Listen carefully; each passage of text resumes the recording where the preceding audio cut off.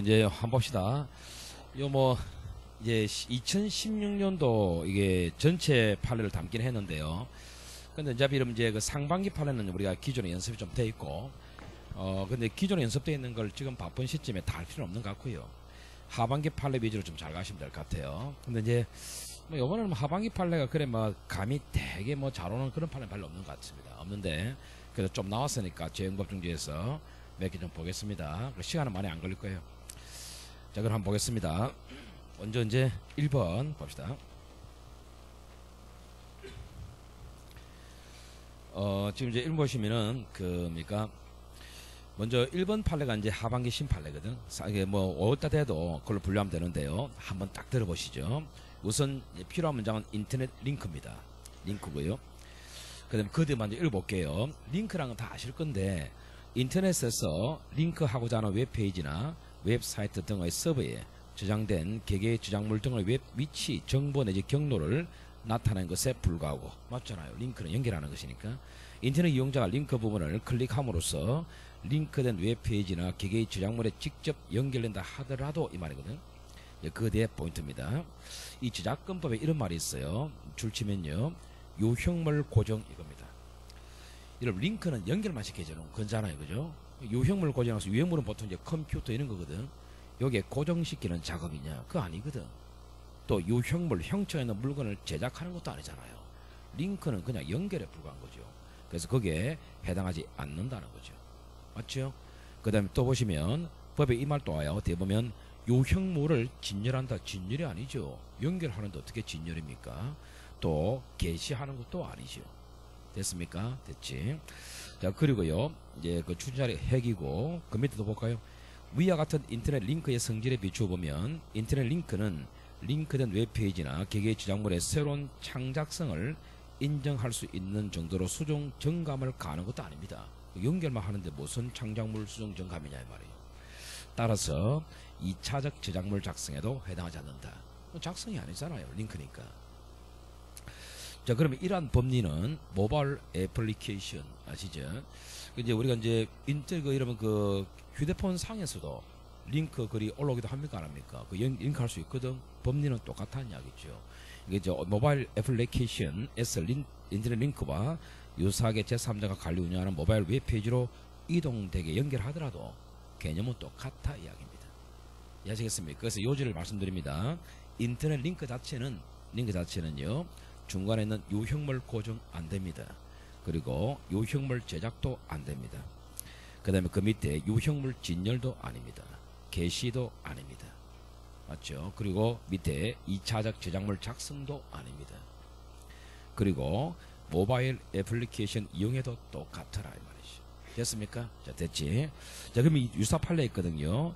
이 유사 판례 이게 이제 또 옛날에 나왔던 판례 중에 한 개인데, 요거 문장 똑같습니다. 나중에 똑같기 때문에 읽으면 되겠지. 자, 그럼 오른쪽에 문제가 있습니다. 문제를 보시는데요. 문제 3번 빼고 1, 2, 4, 5, 6 풀어보세요. 바로바로 소화하시죠.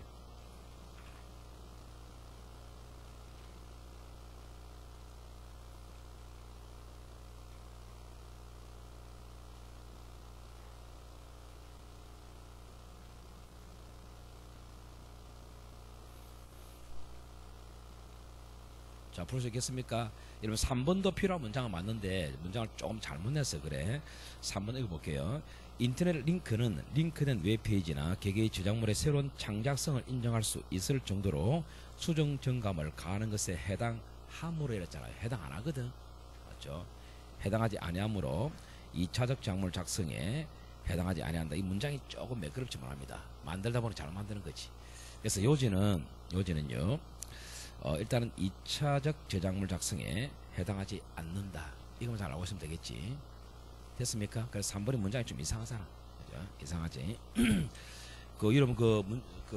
일단은요, 3번을요, 만약에 풀 때 나중에 헷갈릴 수 있으니까 문장 좀 고칠까? 그러면 밑에 3번에, 밑에 보면 2차적 저작물 작성에 해당한다라고 문장 바꿔보세요.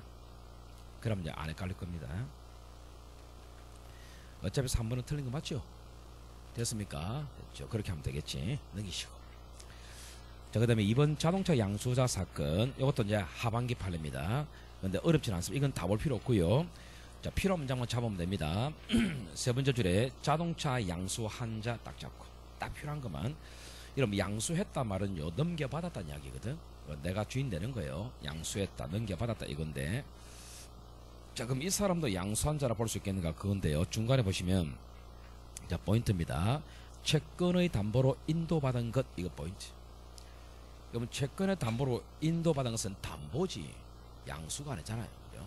또 볼까요? 채권 변제에 충당하기 위해서 자동차를 대신 처분할 수 있는 권한만 위임받았다. 이게 내 거로 만든 겁니까? 아니지. 됐습니까? 끝입니다. 결론 밑에 넣어죠. 양수한 자라 볼 수 없다. 됐죠? 끝입니다. 자, 그 다음에 이제 3번 보시는데, 3번 이것도 이제 하반기 판례죠. 이런 것들은 괜찮은 판례거든. 괜찮은 판례인데, 우선적으로 읽어볼 겁니다. 자, 읽어볼 건데, 3번을 보시면, 끝에 보면요. 식품위생검사기관이 거짓의 성적서를 발급한 경우는 처벌하게 됐습니다. 우리가 이제 음식을 팔 때는요, 그러니까 뭐 제품 성능 안에 뭐 어떤 제품이 들어가 있고 등등등 적어야 되거든요, 그죠? 적어야 되는데 거짓으로 발급하면 걸리게 돼 있어요, 이게. 자, 또 보세요. 이는 위탁 검사 지시를 받은 품질 위탁 검사 기관이 발급한 검사 성적서에 이제 그 품질 검사를 어떤 기관에 부탁할 수도 있거든요. 그 부탁받은 사람이 검사를 하지 않고도 검사를 한 것처럼 또 기재하거나 검사 결과와 다르게 판정하는 기재를 하게 되면 그것도 걸릴 겁니다. 맞습니까? 이해되죠? 자, 됐습니다. 그런데 자, 여기 이해됐습니다. 이럴 수 있거든요. 예컨대 내가 이제 빵집을 경영한다. 근데 우리 빵은 다른 빵과 달리 이러이러한 어떤 식품이 있고 건강에 효능이 있고 이런 것들을요, 위에 이제 식약청에서 검사 기관에 의뢰해서 실제 검사해봐라 이런 게 아니고, 내가 손님들에게 우리 빵이 독특하다는 걸 보여주기 위해서 개별적으로 참고용으로 그러니까 개별적으로 이 검사를 받아가지고 그걸 첨부할 수 있단 말이죠. 그거는 위탁기관으로부터 검사받은 건 아니잖아요. 내가 참고용으로 내 스스로 한 겁니다. 거기에 거짓을 짓는 것은 이 법하고 관계없다는 이야기예요. 아시겠어요? 그래서 포인트 보시면 그 밑에가 포인트입니다. 위탁 검사 지시를 받은 바가 없습니다. 단지 참고용으로, 이게 포인트. 참고용.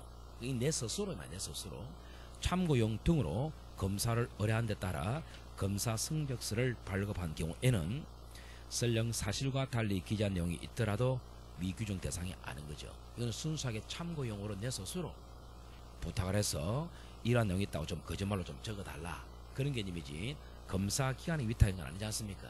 맞죠? 그래서 이거는 이 대상이 안 된다는 이야기죠. 됐죠? 밑에 문제 읽어보시죠.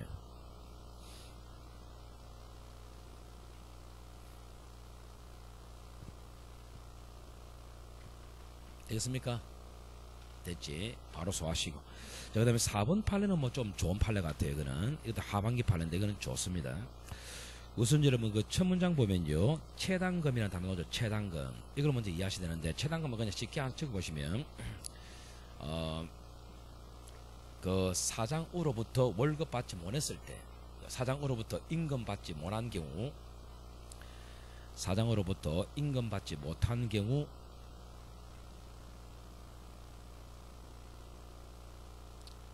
국가에 대신 청구할 수 있는 것, 이겁니다. 국가에 대신 청구할 수 있는 것. 실제 여러분 회사가 힘들면요, 근로자들 참 어렵는데, 힘들면은요 회사에서 뭡니까 월급을 못 줄 수가 있거든. 뭐 도산 난다든가 어려우면은, 그죠?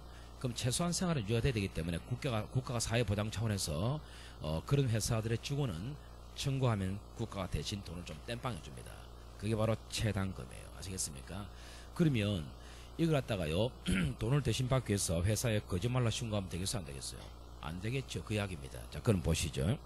부정한 방법으로 채당금을 지급받는 행위는 당연히 처벌됩니다. 당연한 거죠. 그럼 보시죠. 법에서 어떤 걸 처벌하냐면 거짓의 보고, 그다음 보고가 포인트입니다. 보고. 이제 거짓으로 돈 받기 위해서 이제 우리 회사는 이렇게 되었다라고 거짓말한다는 거죠. 거짓의 보고 또는 증명, 그다음에 서류 제출, 이런 행위만을 처벌하도록 돼 있지, 거짓의 진술은 분명히 행위 방식으로 규정하고 있지 않다는 거예요. 됐습니까? 그래서 이 포인트는 보고란 단어와 진술입니다. 진술. 보고와 진술은 다른 거거든. 됐습니까? 자, 그러면 갑니다. 자, 거기까지 됐어요. 그러면 이제 오른쪽에 봅시다. 보고란 단어 잡으시죠. 이 보고란 의미에 도산 등 사실 인정 신청 사건과 관련하여 근로감독관 등으로부터 조사를 받으면서 한 진술 포인트. 이 진술이 거짓인 경우까지도 이게 포함되느냐, 이게 포인트입니다.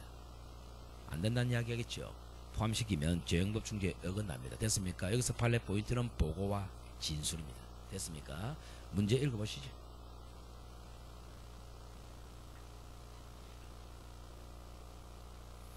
되겠습니까? 됐지.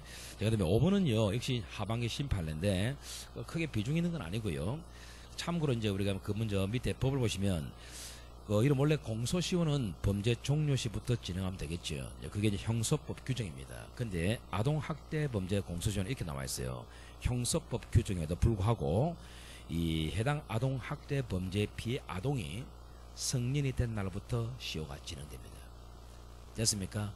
그러면 이 학생이 아직은 학대를 당했는데 아동인 수준에 있는 동안에는 비록 범죄는 끝났다 하더라도 그 시점부터 시효가 진행됩니까? 안 된다는 이야기죠. 성년 됐을 때부터 진행한다는 거죠.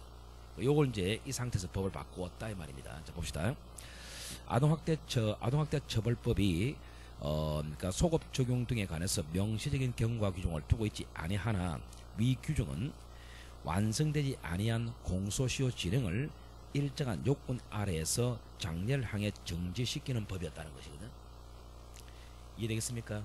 그렇다면 완성되었는가 관건이겠죠. 완성되었는가 안 됐는가 관건인데요.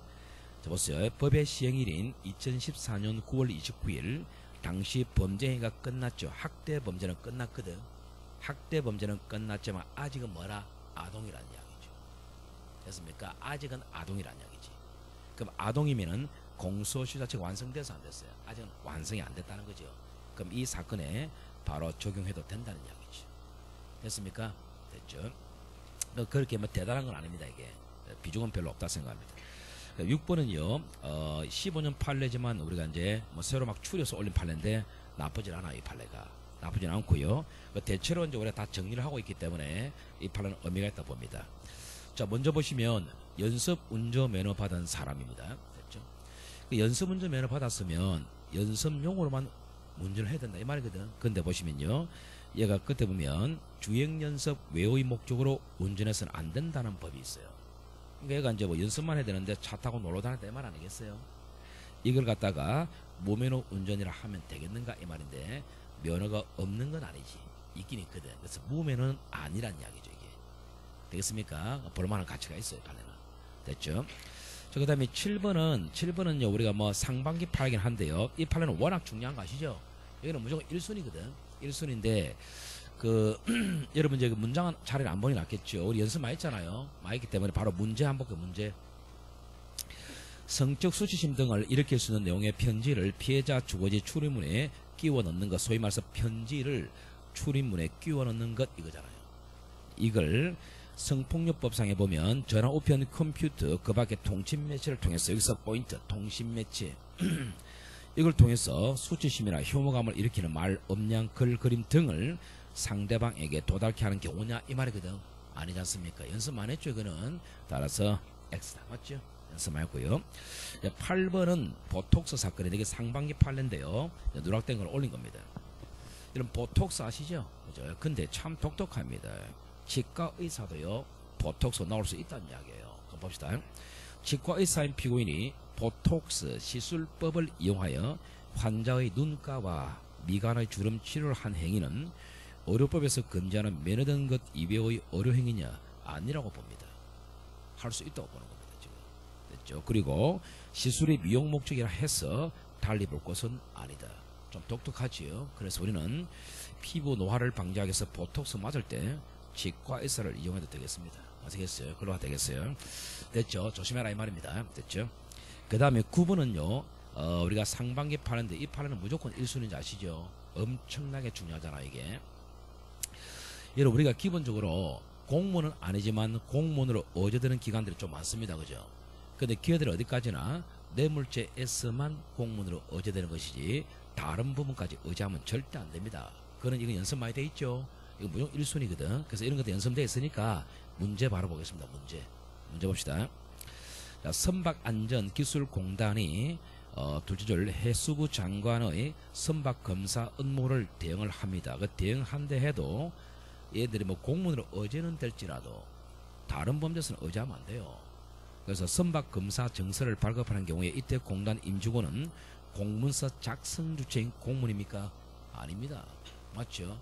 뇌물죄만 의지하라고 됐죠? 틀렸고요.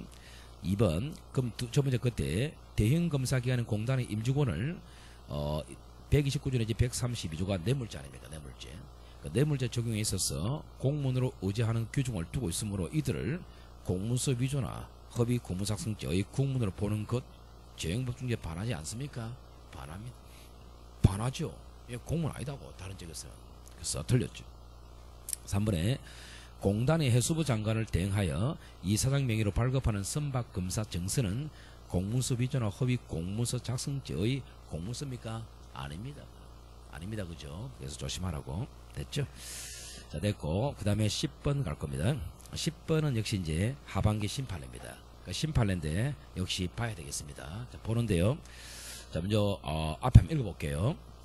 우선 첫 번째 끝에 보면 동물 판매업을 소비자에게 반려동물, 소위 애완견 아니겠습니까? 애완견. 이 애완견을 판매하거나 알선하는 행위를 영업으로 규정하고 있고, 또 소비자라는 이 단어, 이제 포인트 소비자인데요. 이 소비자라는 단어는 재화를 소비하는 사람을 의미할 겁니다. 맞습니까? 됐죠? 자, 그러면 우리가 이제 그 밑에 소비자는 반려동물을 구매하여 가정에서 반려 목적으로 기르는 사람을 소비자라는 거죠. 맞습니까? 이해되죠? 됐습니다. 따라서 그 뒤에가 이제 포인트입니다. 소비자 잡아야죠. 됐죠? 딱 포인트만 가는 거예요. 소비자 잡았죠. 그럼 동물 판매업자 등 반려동물을 구매하여 다른 사람에게 판매하는 영업을 하는 자 잡았습니까? 얘가 소비자입니까? 얘는 소위 말해서 뭡니까? 쉽게 말하면 중간 도매상이야. 중간 판매자로 중간 판매자. 맞죠? 쉽게 가면 되잖아요. 중간 판매자라고 얘한테 파는 게 어떻게 소비한테 판 겁니까? 얘는 다시 받아서 또 팔 건데. 맞습니까? 얘는 보면 재행보충죄 어긋납니다. 맞습니까? 문제 읽으세요.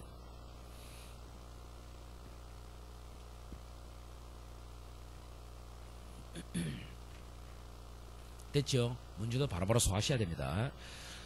자, 그 다음 이제 11번 갈 건데요. 지금 이제 우리가 그 뭐 하반기든 상반기든 간에 이거 요번에는 좀 개와 관계되는 판례들이 좀 나온단 말이에요. 이게 앞에도 반려동물 개합니까? 이 온통 개판이 좀 몇 개 있어요. 개판이 몇 개 있는데 11번 한번 보죠. 이것도 하반기 판례지. 우선 그 보면 여러분 참고로요. 셋째 줄에 야생생물보호및 관리에 관한 법률이 있습니다. 야생동물 등을 보호하는 법이 있는데요. 야생동물 함부로 잡으면 걸려 안 걸려? 걸리거든. 그래서 이제 잡을 때 도구가요. 법에 이렇게 나와요. 덫이 있고 창애가 있고요. 올무가 있고 이런 유사한 방법으로 야생동물을 포획할 용도로 만들어진 도구가 바로 야생동물 포획 기구단 말이에요. 이게. 됐습니까? 그런데 나는 뭘 사용했는가? 첫 문장 보시죠. 전파 발신기를 부착한 사냥개, 전파 수신기, 수렴용 칼. 이거는 처음부터 야생동물 포획용 도구는 아닙니다. 이거는 이제 일반적으로 쓰는 도구인데 여기에 이용됐을 뿐입니다. 그렇기 때문에 이거는 뭐 덫이라든가 창이라든가 올무라든가 이런 단어 속에 넣을 수는 없다는 이야기입니다. 됐습니까? 이렇게 포인트 됐어요. 그 다음에 12번은 상반기 판례인데 조금 누락된 판례죠. 이 12번은 상당히 중요한 판례입니다. 중요한 판례인데 전기통신 금융사기입니다. 여러분 쉽게 뭡니까? 우리가 보이스피싱 그런 걸 좀 떠올리면 되는데요. 저 먼저 이제 그러면 갈로 1번 읽을 겁니다. 갈로 1번에서 다 중요한 건 아니에요. 보시죠. 읽어볼게요.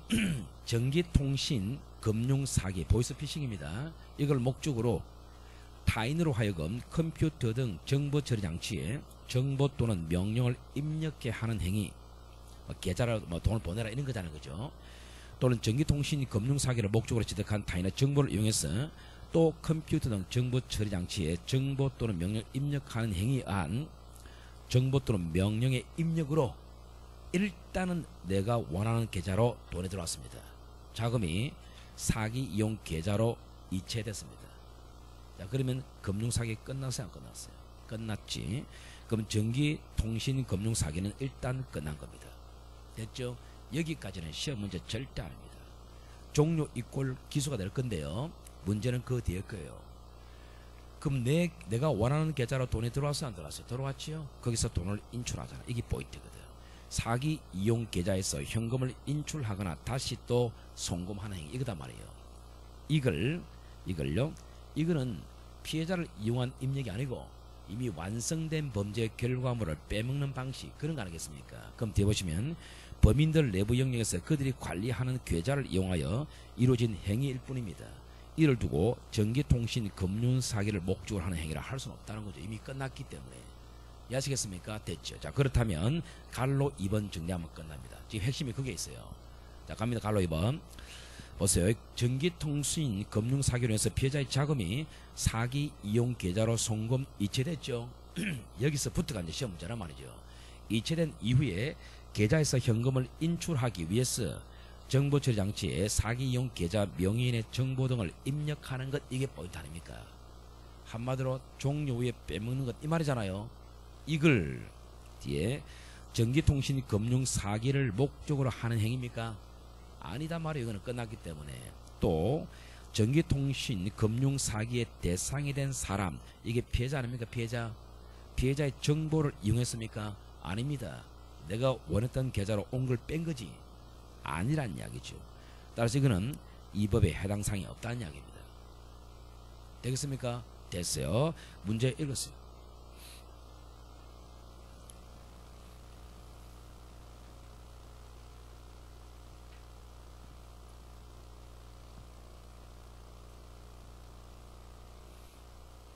되겠어요? 자, 됐지? 넘어갑니다. 여러분 기타 중요 판례는요. 이건 이제 상반기 쪽 판례인데요. 이거는 워낙 우리가 많이 했습니다. 많이 했기 때문에 중요하니까 뽑아 올렸으니까 이거는 읽어보시면 됩니다. 아시겠죠? 이건 제가 굳이 할 이유가 없습니다.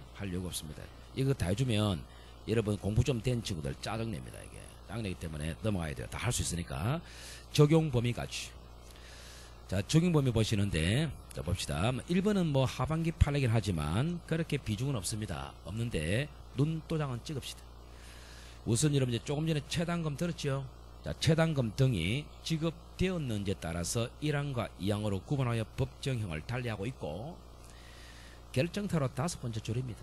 그런데 보세요. 우선적으로 세 번째 끝부터 읽어볼게요. 문장상 구임금채권보장법에는 여기에 대응하는 개정된 임금채권보장법을 보니까 징역형에 관해서 구법에 비해서 법정형을 낮게 규정했다 이 말입니다. 여러분 우리가 배웠죠. 형량을 손대면 반성적 차원 맞습니까 아닙니까? 그러면 1조 이상 문장 쓸 수 있어 없어요? 있죠. 그 이야기입니다. 그냥 대단한 거 아니잖아요. 그런데 이거는 대단하지 않다 생각합니다. 2번은 대단합니다. 중요하거든. 근데 원리는 똑같습니다. 우선 보시면요. 여러분 강요죄 아시죠? 강요죄가 법이 좀 개정됐거든요. 됐는데 물론 개정된 내용은 전혀 필요 없습니다. 자 봅시다. 자 개정형법 324조 1항의 강요죄 이 법은요. 네 번째 줄 끝에 구형법 324조와 달리 법정형의 벌금형 추가 끝. 반성적 차원 맞습니까 아닙니까? 끝이잖아요. 형량 손댔잖아요. 그러니까 이거는 1조 이상 문장 들어올 수 있다는 이야기죠. 이게. 됐죠? 끝입니다. 됐지? 읽어보세요.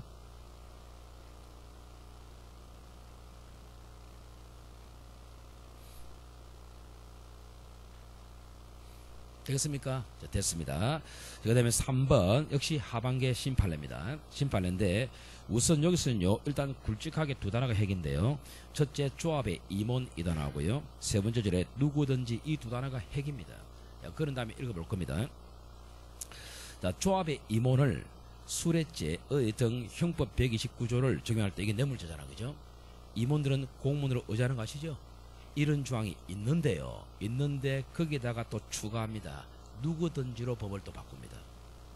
그럼 누구든지 재개발 사업 등 시공자, 설계자 또는 전문업자 선정과 관련해서 금품을 수수하게 되면 처벌된다는 규정이 또 신설됩니다. 그럼 이 두 개를 관계를 봤을 때 조합은 임원으로 되었다는 이 문구가 잘못되었기 때문에 누구든지로 바꿨느냐 그게 아니고요. 당연히 조합은 임원은 당연히 처벌해야 되겠고 그 외의 사람도 처벌하겠다고 폭을 넓힌 겁니다. 이해하시겠습니까? 그래서 한마디로 그렇게 하면 되겠지요. 처벌 대상을 확대했을 뿐이다. 이렇게 가야죠. 처벌 대상을 확대했을 뿐이죠. 됐죠? 이거 여러분 우리가 잘못된 것이면요 옛날 법은 버리고 새로 만들어야 되거든. 그게 아니고 이문만 인정하다가 누구든지로 넓힌 겁니다. 그래서 처벌 대상을 확대한 것이지 옛날 법이 잘못됐다는 이야기는 아니다는 이야기죠. 이게 아시겠어요? 그래서 반성적 고려 사형을 가볍게 한 것이라 볼 수는 없다. 됐죠? 이거는 확대한 문제입니다. 자, 그럼 오른쪽에 기타 중요 판례 있는데요. 이게 이제 전부 다 앞으로 나올 수 있어요. 그래서 이게 지금 많이 누적되어 있기 때문에 지금 이제 시간적 적용 범위에서 1조 2항과 관련해서 한 번은 흔들 수가 있어요. 흐름상. 이제 그걸 흔들지 않으면 그러니까 시간적 적용 범위 파트에서 한 번은 나올 때가 되었습니다. 지금 흐름은 분명히 나올 때가 됐어요. 그래서 좀 관심을 가져야 되는데 우리가 이거 다 볼 필요 없잖아요. 1번 보세요. 참고로. 그 사실은 이제 그 이러면 우리가 그러니까 구폭력 행위 등 처벌에 관한 법에 보면 위험한 물건 휴대하면 처벌되어 있었는데요. 요게 다 삭제되고요. 형법상의 특수상해로 들어온단 말이죠. 근데 뭐 다 볼 필요 있겠어요. 보시죠. 세 번째 줄에 3년 이상 유기징역으로 되어 있었단 말이에요. 이게 그 있던 것이 다섯 번째 줄 특수상해죄가 들어오면서 법정형을 1년 이상 10년 이하로 바꾸었다. 그거 아닙니까 이게? 1조 2항 사건 맞잖아요. 맞잖아요. 맞죠. 끝내라고. 그럼 역시 2번도 마찬가지거든. 2번도요. 첫 문장 잡아야 됩니다. 형법에서 정한 폭력 범죄에 대한 가정적 구성 요건을 규정하고 있던 구폭처법 있잖아요. 이거 전부 삭제합니다. 왜냐면 똑같거든. 그거 똑같은 거 지금 삭제된 거예요. 그거는 반성적 아니겠습니까? 그게 맞죠? 그 반성적이에요. 그게. 그래서 그 참고로 보면 6번째 끝에 보면 일률적으로 해당 범죄를 가중처벌을 한 종전의 조치가 부당했다거나 과형이 가중했다는 데서 나온 반성적 조치다. 역시 1조 2항 문장 들어봐야 되겠죠. 오케이. 3번요. 문장 거창하잖아요. 필요 없습니다. 필요 없고요. 봅시다. 역시 두 개 잡으면 되겠죠. 6번째 보면 상습적으로 형법 329조 내지 331조 이게 이제 절도죄 파트거든. 절도죄 파트인데 이거 이제 또는 미수죄를 범한 사람은 무기 또는 3년 이상으로 되어 있다가 딱 정리하고요. 밑에 보시다. 줄친자리 2년 이상 20년 이하의 징역 차도로 또 법정형 선대상 됐어요. 다 반성적 맞아. 반성적이다. 끝내라고. 맞죠? 다 아시는 거잖아요. 그래 가면 되겠습니다. 끝. 그 다음에 4번은 뭐 중요한 거 아시죠? 4번도 여러분 이제 우리가 상반기 판례인데 워낙 중요하니까 상반인데요. 이거는 여러분 이제 뭐 많이 해봤지만 이런 거지. 워낙 중요하니까 한번 점검해 보는 겁니다. 우리가 이제 강간죄가요. 이 강간강제추행죄 파트가 한번 개정됐어요. 여러분 다 아시는 건데 개정됐는데 이전에는요 이게 이제 강간강제추행 파트는 상습 조항이 없었거든. 맞죠? 근데 지금은 상습범 조항이 현재 들어와 있잖아요. 그죠? 근데 이전에 이제 개정되기 전에 이 사람이 추행을 했다 했었어요. 근데 이제 법이 개정되고 난 이후에 또 추행을 했다 이 말이거든. 근데 이제 이게 검사가 발견하기를 두 개를 다 발견했겠지. 이걸 이제 상습 조항이 있다 보니까 요 두 개를 묶어서 이제 상습으로 간 거 아니겠냐 이 말이야. 근데 여러분 상습범 조항 자체는요 새로운 구성요건을 창조한 거잖아요. 형을 올리는 구성요건 창조한 건데 이걸 묶어버리면 이 당시에는 상습이 없었잖아요. 그럼 형이 더 올라가 버린단 말이야. 그러니까 이렇게 가면 되느냐 이 말입니다. 안 된다는 이야기죠. 꺼내야죠. 얘는 옛날대로 가라 이거죠. 아시겠어요? 그 이야기입니다. 이거는 연습 안 했죠. 그죠? 이거는 연습하시면 되겠고. 됐죠? 그 다음에 부작위범 가는데요. 이런 부작위범은 그 세월호 사건입니다. 세월호 사건이기 때문에 몇 개 발언한 건데 이거 여러분 연습 다 한 거거든요. 그래서 이거는 문제로서 한번 만들어 준 겁니다. 풀면 됩니다. 아시겠어요? 이건 할 거 없습니다. 제가 됐고요. 풀면 됩니다. 어차피 다 아시는 겁니다. 이거는. 자, 과실 갈 겁니다. 과실. 과실 요것도 이제 뭐 우리가 뭐 16년도 판례는 아니지만 한번 봐도 괜찮습니다. 자, 볼 겁니다. 판례가 뒤에 올라오는 경우가 좀 있거든. 그래서 정리한 건데 봅시다.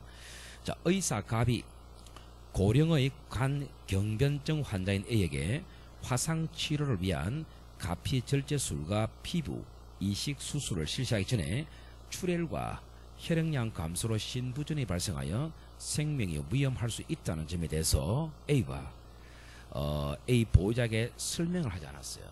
그래서 수술을 했고 그 과실로 피해자가 죽었다는 이야기거든. 여기까지만 놓고 보면 설명 의무 위반이 될 수 있는 거 아니겠습니까? 맞죠? 그렇게 못 봅니다. 뒤에 보시면 이게 나와요. 반드시 이 판례 낸다면 뒤에 줄 수밖에 없는데 A의 보호자는 피해자가 화상을 입기 전에 다른 의사로부터 피해자가 간 경변증을 앓고 있기 때문에 어떠한 수술이라도 받으면 죽을 수 있습니다라는 말을 이미 들은 상태입니다. 근데 해당 의사가 이야기 안 했다는 이야기거든. 알고 있잖아요. 이거는 의사 잘못이라 보기는 어렵다는 이야기입니다. 아시겠죠? 됐죠? 한번 읽어두는 판례고요. 자, 위법성 갑니다. 자, 위법성에서 이제 기교토 사건 여러분 한번 분명히 본 적 있습니다. 이거 있거든요. 그러니까 이제 낯선 개가 내 진돗개로 막 접근해 오는 거죠. 위해를 가할 듯한 뭐 이런 상태인데 이 사람 충분히 피할 수 있는 상황임에도 불구하고 전기톱으로 뭡니까? 개를 허리를 잘랐던 사건 아니겠습니까? 그래서 가혹행위를 한 사건인데 한번 봅시다. 여러분. 피고인이 피해견으로부터 직접적인 공격받지 않았고 또 피고인으로서는 진돗개, 이 진돗개 이제 자기 진돗개거든. 자기 진돗개의 목줄을 풀어 다른 곳으로 피하거나 주위에 있는 몽둥이나 기계톱통을 휘둘러 피해견을 쫓아버릴 수 있었음에도 이 말은 뭡니까? 긴급필요한 상황은 아니란 이야기입니다. 이게 맞죠? 긴급필요한 상황이 아니잖아요. 그럼에도 불구하고 보세요. 그 자체로 매우 위험한 물건인 기계톱에 엑셀을 잡아 당겨서 작동시켜서 피해견의 척추를 그대로 잘라버립니다. 됐습니까? 비참한 이야기죠. 긴급필요는 안 됩니다. 이 판례 핵은 긴급필요입니다. 안 됩니다. 됐죠? 여러분 이제 기타 판례 1번 많이 해본 겁니다. 그죠? 됐죠? 이건 연습하시면 되겠고요. 2번도 많이 해본 거 맞죠? 3번도 많이 해본 겁니다. 맞죠? 이건 넘어가면 확인해봐라 이 말입니다. 이거는. 됐고 넘어갑니다. 재수 및 형벌 갑니다.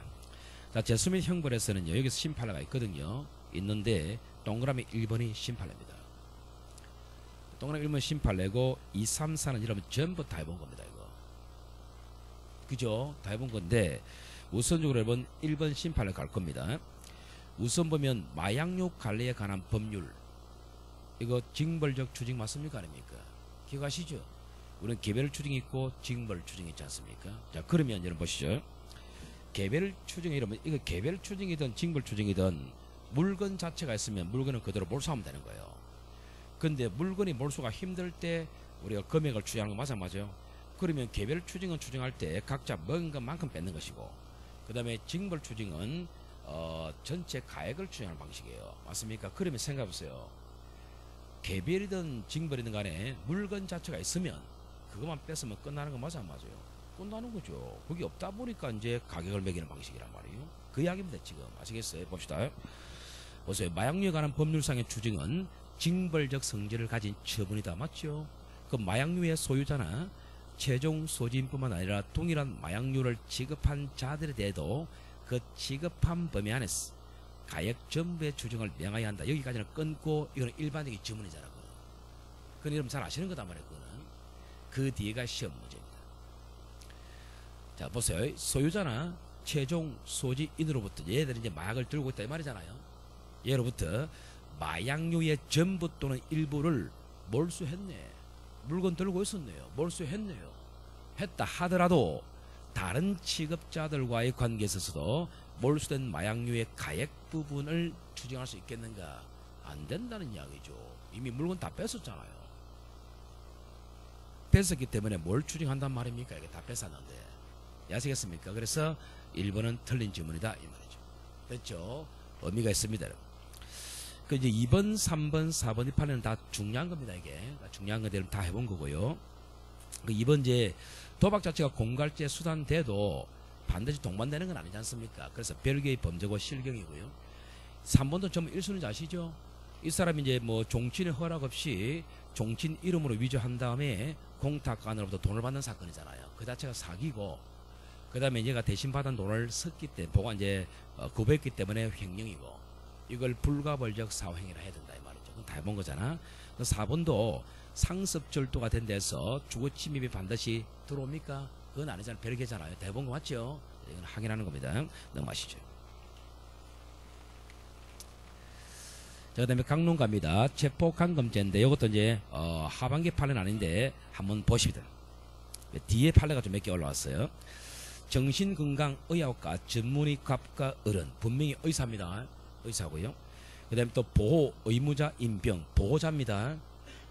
병의 진술뿐만 아니라 또 A가 환자인데 A 직접 대면했습니다. 그래서 진찰한 결과를 토대로 A에게 피해 사고나 망상장애 의심이 있다고 판단하여 입원이 필요하다는 진단을 한 후 A를 응급 이송 차량에 강제로 태웠다. 이 말에 절대 흔들리면 안 됩니다.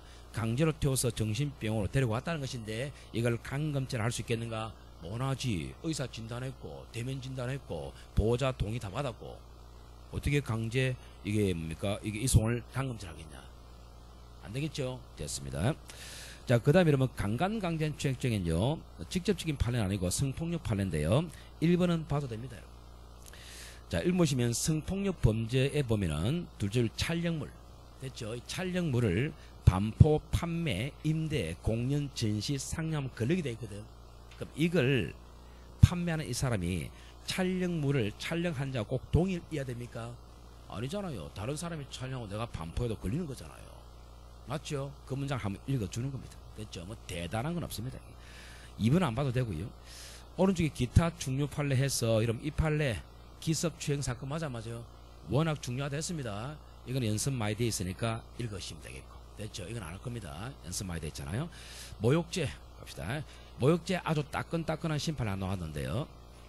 이 모욕죄가요 지금 심판례가 누입된 게 있어가지고 한번 건드릴 수는 있습니다. 지금 있는데요. 우선적으로 우리가 익숙해 있는 판례 먼저 볼까?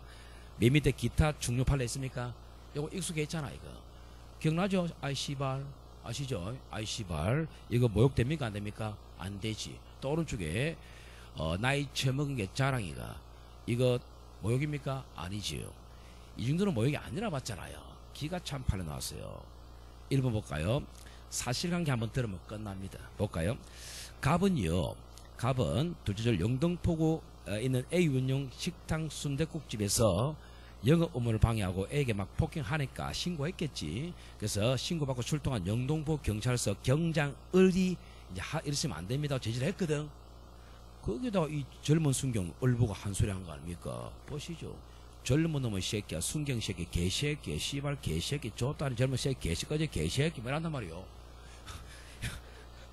이건 어떻습니까, 여러분? 이거는 그냥 감정의 문제가 아니고 젊은 경장 완전 병신 만드는 거 아닙니까, 지금 이게? 맞잖아요. 이거 모욕입니다.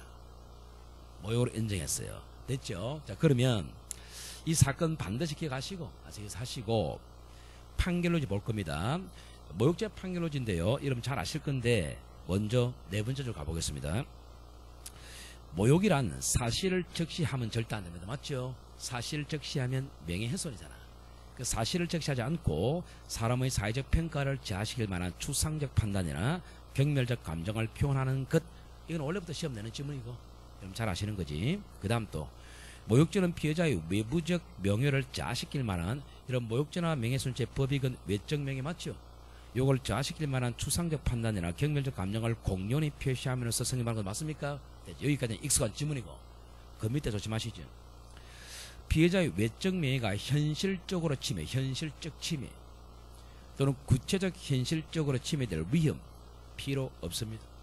이런 거는 조심해야 돼. 아시겠어요? 그래서 현실적 침해도 필요 없고 구체적 현실 침해도 필요 없다. 왜? 모욕죄가 침해범이란 말이 아니거든 지금 이게. 아시겠어요? 위헌범이 어떻게 침해범입니까? 맞잖아요. 그래서 이걸 본다 이 말이죠. 됐습니까? 됐지. 사건의 해결 여건을 봅니다. 됐지. 그 다음에 오른쪽에 3번 갑니다. 뭐 오타가 났네. 종교가 아니고 종교 비판 사건인데 여러분 갈로 1번은 굳이 안 봐도 됩니다. 여러분 다 해본 겁니다. 해본 건데 갈로 2번은 좀 중요할 거예요. 해본 건데요. 자, 먼저 첫 문장 읽어볼게요. 이제 기억을 좀 떠올려야 되니까. 비록 허위의 사실을 적시했더라도 허위의 사실이 특정인의 사회적 가치 내지 평가를 침해할 수 있는 내용이 아니라면 우리가 명예훼손 될 수 없는 건 맞죠. 항상 명예훼손죄는 사회적 가치 평가 자가 와야 되거든.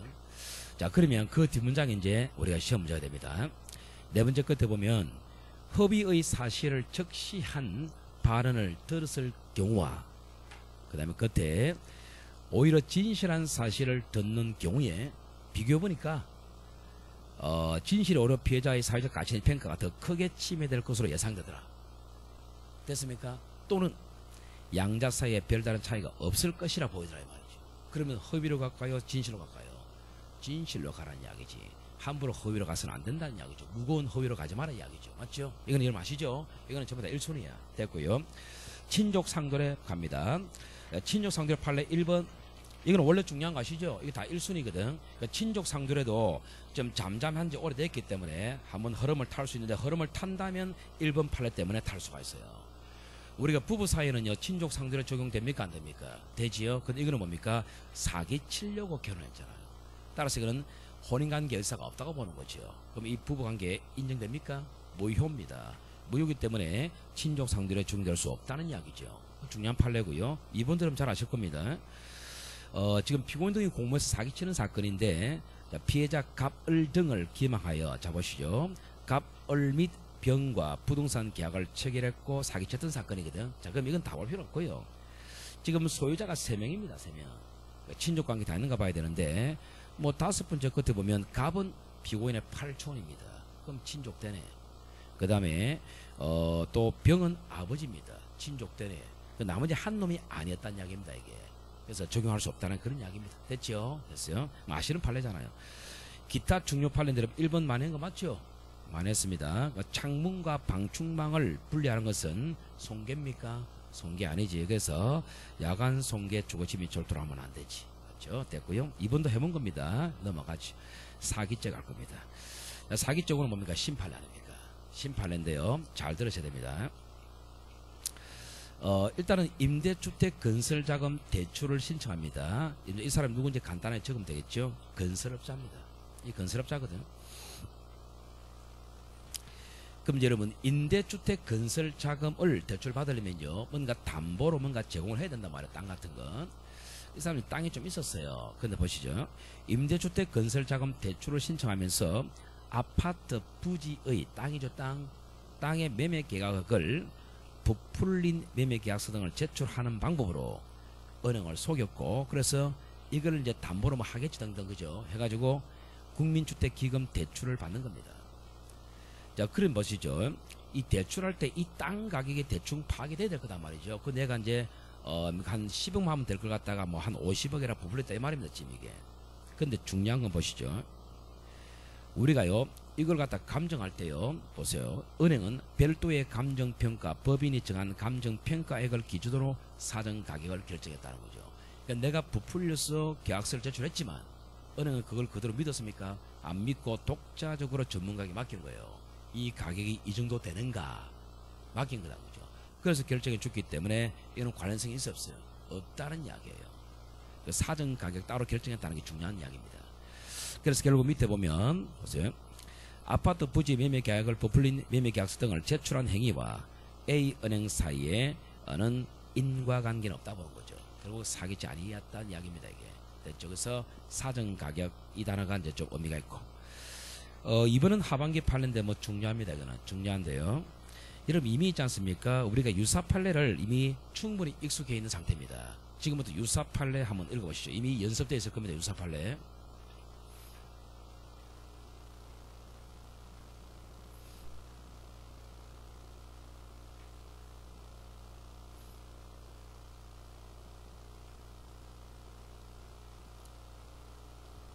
유사 판례 기억나죠?